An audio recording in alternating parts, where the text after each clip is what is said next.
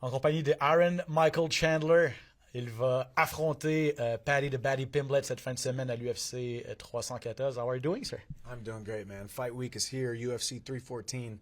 Miami is electric. I went to the fights here a couple years ago, and the crowd was amazing. So I'm excited to fight here for the Miami fans, and excited to go out there and put it online again. And people not only here in Miami, but I think all MMA community is so stoked about this, the whole card.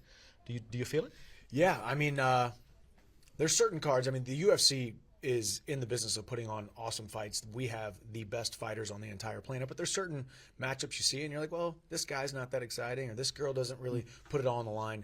Every single person that is on this card is known for their fast-paced, hardcore mentality. We're all here to put on a show. So UFC 314 is going to be big. So do you expect a Paddy Pimblett that will come forward this weekend? He's known, as you said, for his fast pace. He has a couple of bonuses as well, just as you. So what kind of fight do you expect against him? Yeah, I mean, Paddy always brings it. He's a gamer. He's not afraid to get hit because he says Scousers don't get knocked out. I don't know if that's the smartest approach, but we shall see. A lot of questions get answered on Saturday night. I expect the best Paddy Pimblett. That's the guy that I prepared for, and I'm excited to go out there and compete. He's pretty confident. We talked to him earlier. He said 2 rounds. He's confident that he can finish you. What's your answer?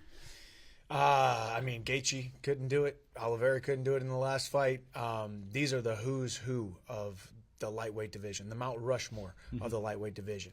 I finished Tony Ferguson in a round in 17 seconds, and he barely beat him by decision. My training partner and friend, Jared Gordon, I believe, you guys probably believe, beat him.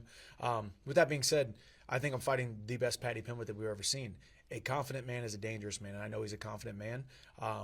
But just because he doesn't have a great strength of schedule doesn't mean he's not a great fighter. But he's stepping into the octagon against a different beast on Saturday night, and I'm here to show that. Yeah, on the same token, he has a lot of respect for you. He said that you fought the best of the best, and he's here to prove that he's one of them this weekend. That being said, I think you talked to my friend Aaron Bronstetter from Sportsnet yesterday. I think you told him that you feel that your back is against the wall in some kind of way because of your last 2 losses. So is it how you feel approaching this fight with Paddy Pimblett? Yeah, I mean, fighting a guy who's ranked outside the top 10. You know, last time I did that, or fighting a guy who was ranked higher than me or lower than me was Tony Ferguson. So you never want to lose to a guy like that. And obviously we saw how that fight ended. You know, KO of the year, SportsCenter top 10, number 1. The other time was when I made my UFC debut. I was there to prove I deserved to be in the UFC, and we all saw how I finished Dan Hooker in 2.5 minutes, and Dustin Poirier couldn't do it in 25 minutes the fight before. So when my back's up against the wall, when there's a little bit of pressure, when people are doubting you, when people are writing you off, there's a lot riding on this fight, and when there's a lot riding on this fight, spectacular things happen. So I'm excited.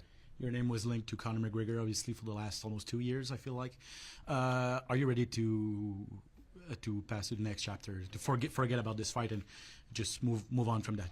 I wouldn't say I'm forgetting about it, but I would say it's gonna be delayed as long as it needs to be. If Conor comes back, when he comes back, we have to finish the Ultimate Fighter 31. His road back to the UFC goes through me. But as you can see by my actions, fighting Charles in November and now fighting Paddy 5 months later, you got to remind the fans. I came into the UFC in September of 2020, I believe it was, and in 26 months had 6 training camps. I was the backup for the world title fight. Then I fought five fights in that 26-month period, and every single fight of the night, fight of the year, KO of the year, debut of the year. So I am an active fighter. I've been an active fighter my entire career, and now we're getting back to those ways. Thank you very much, sir. Good luck this weekend against Paddy Pimblett. Can't wait to see it. Thank you so much, man. I appreciate it. Take care. Thank you. Alors, vous le voyez, Michael Chandler qui est très, très, très confiant cette fin de semaine. Il sait qu'il va se donner en spectacle. Même chose pour Paddy Pimblett, qui est un adversaire redoutable. Par contre, il n'a jamais affronté le même type d'adversaire que lui. Donc, veut vraiment lui rappeler qu'il fait partie de l'élite et que sa carrière est loin d'être terminée. Ceux qui doutent que Michael Chandler en a encore dans le réservoir, il tient à leur dire que non, il a toujours été très, très, très actif. Il a attendu un petit peu après Conor McGregor au cours des dernières années, mais maintenant c'est chose du passé. Il veut repartir la machine contre Paddy Pimblett. Il le sait que ça va être dangereux cette fin de semaine, mais bien sûr, Paddy Pimblett n'a jamais affronté le même type d'adversaire. Et la carte de cette fin de semaine, elle va être électrique. pas seulement ce combat-là, mais la finale, tous les combattants sur la carte de Miami, ils sont spectaculaires. On s'attend à tout un spectacle cette fin de semaine. Once again, thank you very much, sir. You got it. Thank you so much.